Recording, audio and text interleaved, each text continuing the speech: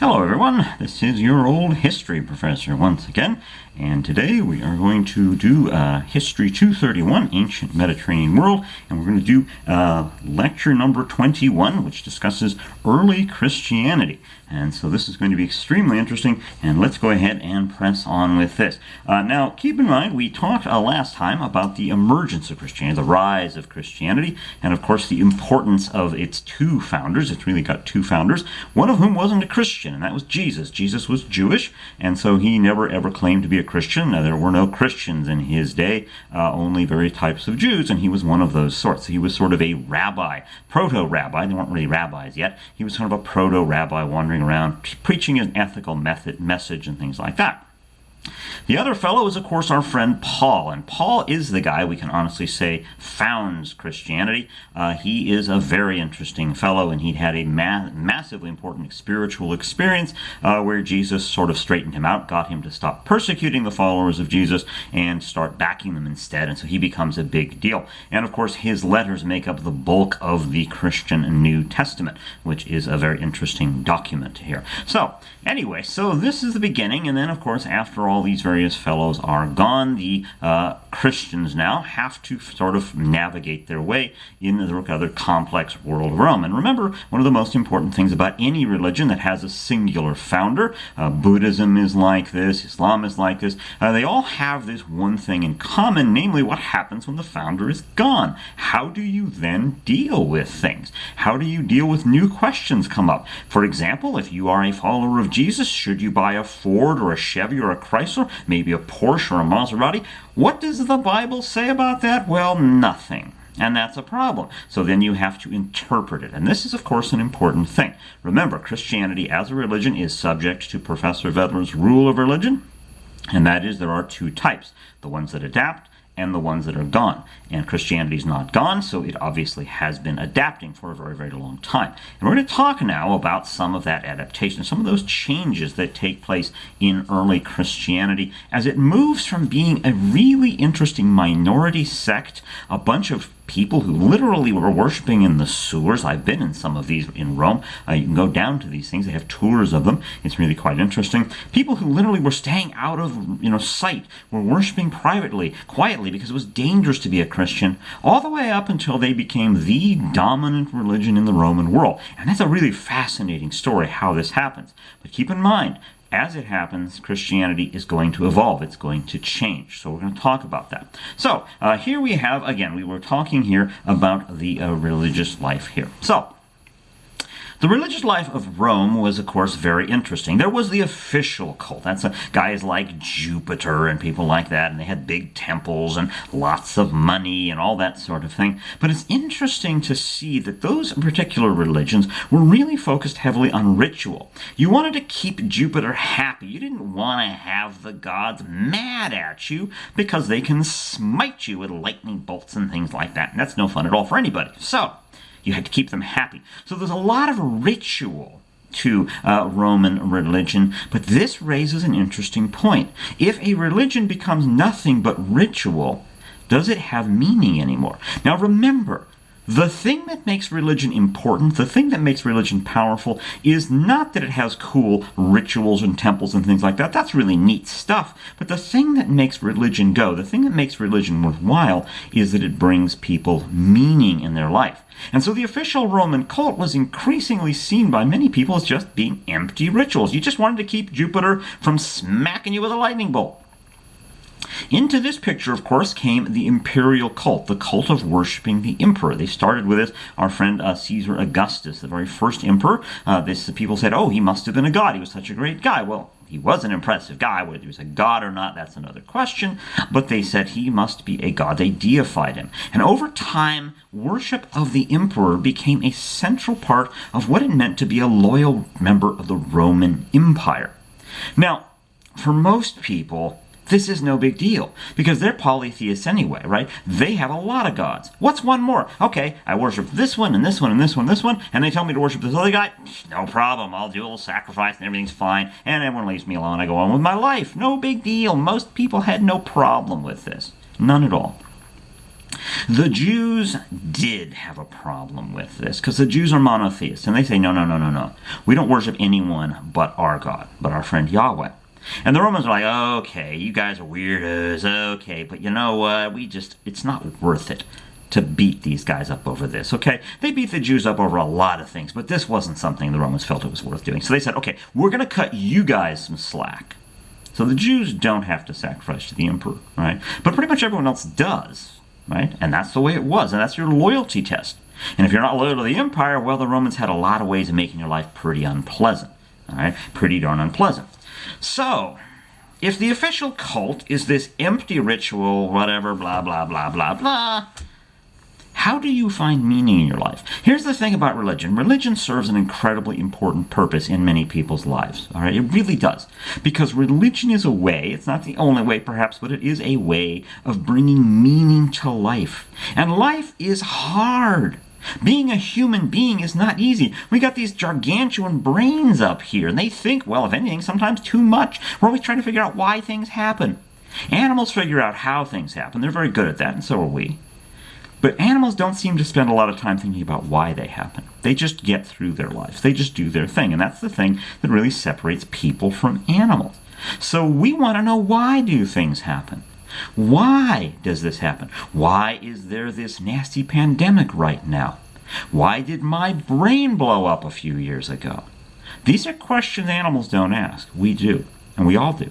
So this is going to be very important. So if the Roman official religion isn't addressing the questions of why, people will find something that does. And one of the ways they did it in the Roman world was a little thing called mystery cults. And mystery cults are very, very interesting. Mystery cults are quite fascinating because what they do is they do provide you with meaning. They bring you into rituals and mysterious stories and all this stuff, and it brings you up community. You become part of a little community of fellow worshipers, and you get initiated in. Some of the initiations are really funky. So it's really an interesting thing, but it gives you some meaning in life. And these mystery cults were very, very popular in the Roman world. And let me give you a couple of examples. For example, there is the cult of Serapis, right? Started in Hellenistic Egypt, and it was an idealized code of behavior. Okay, how do you behave? It had a notion of ritual purity here. It required chastity and abstinence, right? So this is an important thing. Isis was the wife and sister of Serapis. These are Egyptian gods here. All right,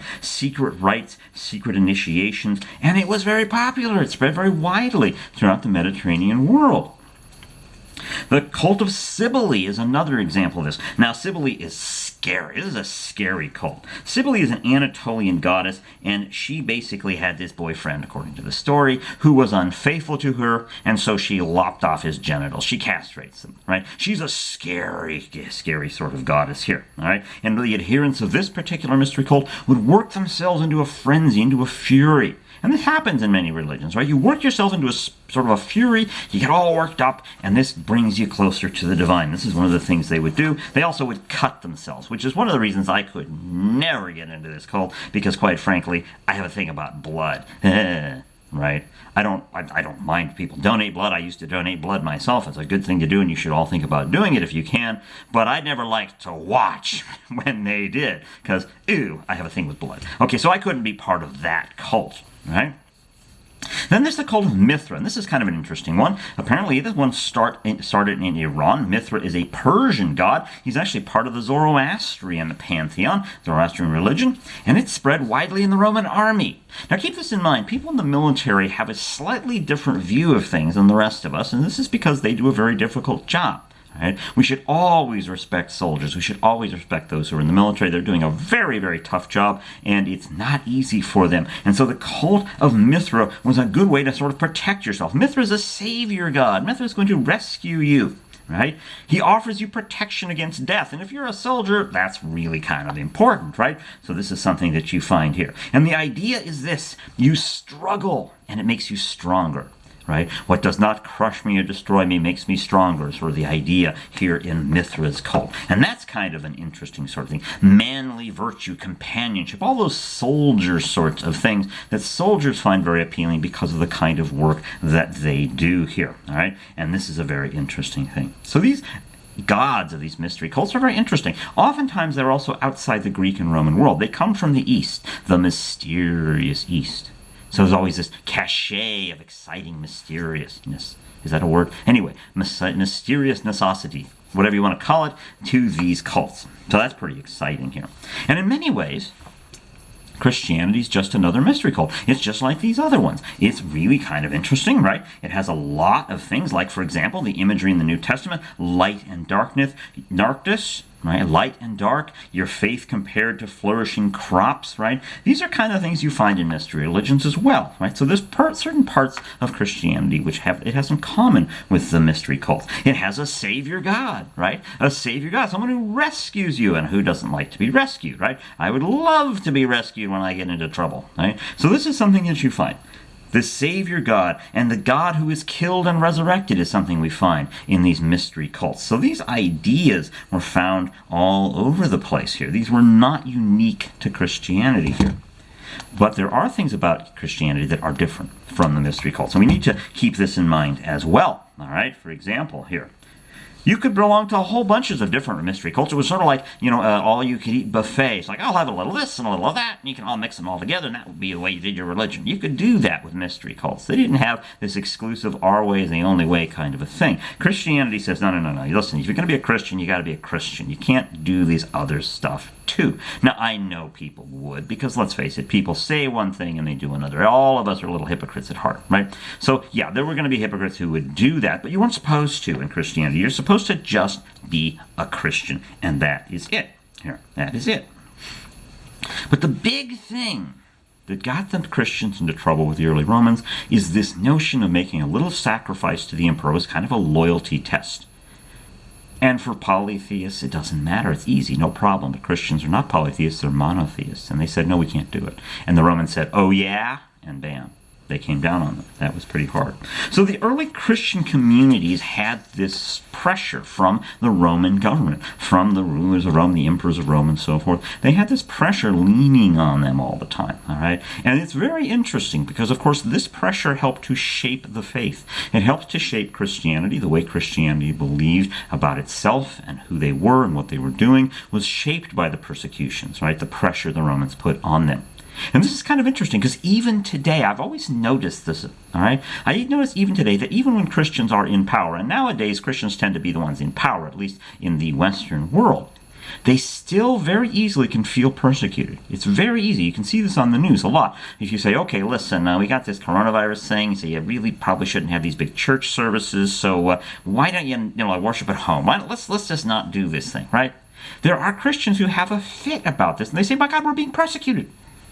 Even though they're the majority of the population, even though Christians today have wealth and power and all those sorts of things, they still very quickly and easily feel persecuted. And this is because Christianity was formed in a world where Christians were persecuted. I mean, really persecuted. The Romans were very, very efficient at being nasty, and they took it out on Christians. And that's something to keep in mind. But it is a very interesting thing. But Christianity could let anyone in. It was inclusive. Anybody could come in and you could join. Now, it's very interesting that in the early church especially, you see a lot of women. Early Christianity was incredibly appealing to women. Now, women in the Roman world were kind of at the bottom of the social, political, whatever you want to call it, pyramid. They were not high up. They were not rich and powerful like the men were. Right? Rome was a very sexist society. A very sexist society. So if you're a woman, you are lower than the men, and most of the men were pretty low anyway. Most of the, if you were poor, that was a pretty sucky thing to be in the Roman world. So if you're a woman, you're even lower than that. And that's really kind of an interesting sort of thing. Now remember, Jesus, if you look at what Jesus says in the Gospels, Jesus actually was very fond of women. He liked hanging around with women. He liked listening to women. He felt they had a lot to say. Jesus is not much of a misogynist. It's really hard to read the Gospels and say this guy's a misogynist. He really wasn't. Paul, on the other hand, I'm sorry to say, was. Paul was definitely a misogynist here. He had a misogynistic streak, and it goes through his letters. We find this here. So you have Jesus over here being pretty open to women, and then Paul over here saying, yeah, women got to kind of follow the orders and don't mess with us, right? So that is an interesting kind of thing. Another group that the Christians was very popular, or Christianity was very popular in, were the poor. Remember what Jesus says about the poor. He says the poor are the guys that God likes, right? The old famous line, it is easier for a camel to go through the eye of a needle than a rich man to go to heaven. That's one of Jesus' best quotes. It's a wonderful quote, right? So in other words, if you are rich, well, Jesus says, listen, you got yourself a problem. Remember, Jesus was suspicious of wealth and power. But if you're poor, Jesus says, God loves you. God likes you a lot more than those rich guys. He really pushes the poor. Yay for the poor, he says, right? So if you're poor and these Christians are running around actually saying, hey, this is what God says, it's real easy to say, I like what they're having to say. I like what the Christians are saying. I think I'll sign up. Because I got very little to lose. I'm poor anyway. I'm at the bottom of the heap anyway. And so what you start to see that the poor come in. And one of the other things about the early Christians, and we gotta really point this out, it's really very important, is the really early Christians took the take care of the poor thing seriously. They didn't mess around. We see this today in Christianity. One of the most wonderful things about Christianity today is the kindness and charity that Christians will have. They'll say, hey man, these people are suffering, these people are poor, they're having hungry, they got all these problems, right? The coronavirus is hitting the poor disproportionately, and who's going to line up and help the poor? Christians are going to line up and help the poor, because that's what Christians do. They always have. It's one of the neat things about Christianity and Christians, is they always have, at least a few Christians will line up and say, we got to help these people. We got to help the poor, because that's what Jesus says we should do. Now, I'm not going to tell you every Christian has always done this, and I'm not going to tell you this is happening even back then, but there was this thing among early Christians about taking care of the poor, feeding the poor. So, for example, here, all right, there were 1,500 people being fed by the Christians in Rome. In Antioch, 3,000 people were being fed. They were opening soup lines and kitchens and helping the poor, helping people out. Now, the Roman world at this time was a fairly open place. You could move around pretty easily. You weren't having to deal with borders and this kind of thing. It's all one big happy, well, not happy, but one big empire anyway, based on the Mediterranean. It's easy to get around, and this helps Christianity spread. All right? It spreads throughout the empire, and this is a really interesting thing. Here's something else to think about, and this is really quite important. All right? The Roman Empire provided stability. The Romans could be very nasty. Let's be clear about that. They could be very nasty. But they also kept the peace. And things were stable. And this means that government was something the Romans could handle, and the early Christians never had to think about it. And what this has meant for us today is that Christianity to this day has always had a hard time dealing with government. Government is not something Christianity was really designed to do. It's really not something that Christians were really focused on in the early days. And this is interesting because if you compare this to Islam, another big religion, Islam does have governmental institutions built into the very religion itself. And the reason for this is Islam opened up or began in Arabia, and there was no empire that kept things under control. The Muslims had to build their own empire, and so they had to build their own institutions. So Islam has political institutions built in that Christianity does not. And that's one of the big differences between the two of them. Christianity is far less comfortable with things like government than Islam is. All right? And that's a very interesting distinction between the two. It's one of the reasons that it is possible for Christian countries that are predominantly Christian, to separate church and state. It's a lot harder for Muslim countries to separate mosque and state. And we have to keep that in mind as we evaluate them. All right, so that's an interesting kind of thing here. So, most of the early Christian communities were urban. That is to say, they were in the cities. They were in the cities.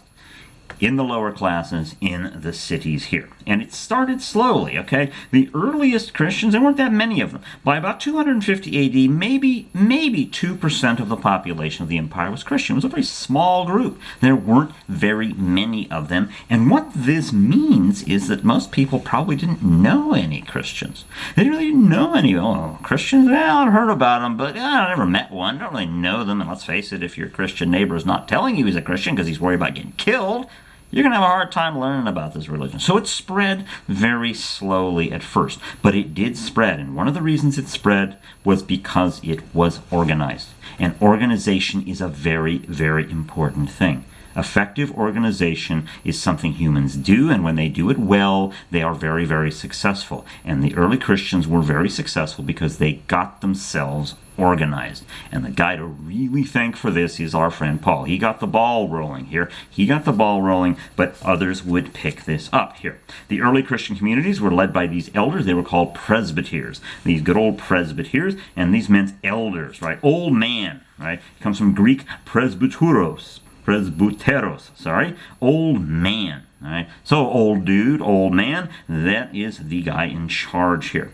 Over time, these presbyters became bishops, and the bishops would each be the leaders of the local Christian community. All right, and so by the middle of the 2nd century A.D., it's estimated that it was figured that, hey, there's going to be one single bishop at the head of each Christian community. So this guy, and it was pretty much always a guy, is going to be in charge of this community or that community. So this city will have its bishop, and that city will have its that bishop, and so on and so forth. And in this early period, there was no single bishop in charge of all the Christian communities. Didn't happen, not yet, all right? There is this notion, however, of apostolic succession. The notion that the bishop, if your bishophoodness, or whatever you want to call it, if your office of bishop could be traced back to one of the apostles of Christ, that gave you extra cachet, extra importance. You were bigger and more important than those bishops who came from places that couldn't do this sort of thing here. So you want to connect yourself as best you can to that. So that's an interesting kind of thing.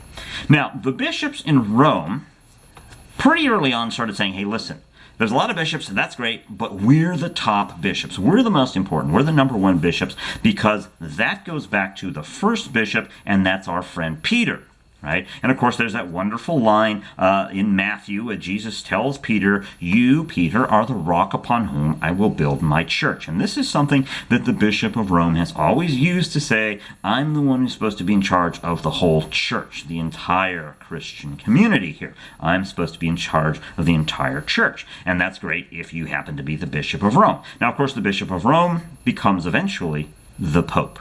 Right? And we still have the Pope today, good old Pope Francis, as of this time, good old Pope Francis, who really does seem like such a nice old guy. It's hard not to like this old fellow. But anyway, he, of course, traces his bishophood, because he's the Bishop of Rome, all the way back to our good friend Peter. And that's an important thing here. By the 3rd century A.D., Christianity starts having a period of vigorous growth, which is interesting because that's exactly the time the Roman Empire very nearly fell apart. And I don't think that's a coincidence. Tough times, hard times, and right now as I'm making this recording, we are living in hard times. Hard times have an effect on people. And it brings people together in these kinds of communities. Because one of the things that religion does that is so very, very, very important is religion brings meaning. Life is hard. Religion helps bring you meaning. And this is one of the reasons that during times of stress, religious institutions tend to grow. They tend to grow. And it's one of the reasons so many people are saying, listen, I need to go to church. Not just want to go to church, I need to go to church. I need to go to synagogue. I need to go to my mosque, my temple. All right? And they have a point. Unfortunately, the reality of course, epidemiology and viruses is that you should probably try to figure the way to do that on the internet rather than in person, because of course these viruses love it when lots of people get together in these kinds of buildings. And this is why we're seeing this happening. So religious authorities today are saying, let's get together on the internet. Let's hook up that way, and then when this is over, we'll all get together in person again. But remember, getting together in person means something. It appeals to our monkey brains that go back millions and millions of years. So that's a really important sort of thing. But there's something else that's going to start happening, and I just want to mention that here, and that is the Roman Empire is changing as this is all taking place. This is all going on. The western part of the Roman Empire is getting more Latin. People are speaking Latin. It is more focused on Rome. And the eastern part of the empire is getting more Greek. And it's getting focused on other places other than Rome. And remember, this is one of the things that our dear friend Theodosius recognized and in fact made it the official way the Roman Empire was going to be. Theodosius actually divides the Roman Empire into an eastern and western half. And this, of course, totally affects Christianity. This effect that our friend Theodosius did had a profound effect on Christianity, and is still one we see today. And if you don't believe me, remember what I've said. Right next to the campus of CCSU is that really nifty graveyard, actually two of them, one of which is Roman Catholic and one of which is Eastern Orthodox, and there's a bunch of trees and a fence keeping them apart. And that division goes back all the way to the Greek East and the Latin West that I'm talking about here. And that is important. That is incredibly important to the development of Christianity. And on that point, I'm going to stop this recording, and I will pick up our story of Christianity in the next lecture.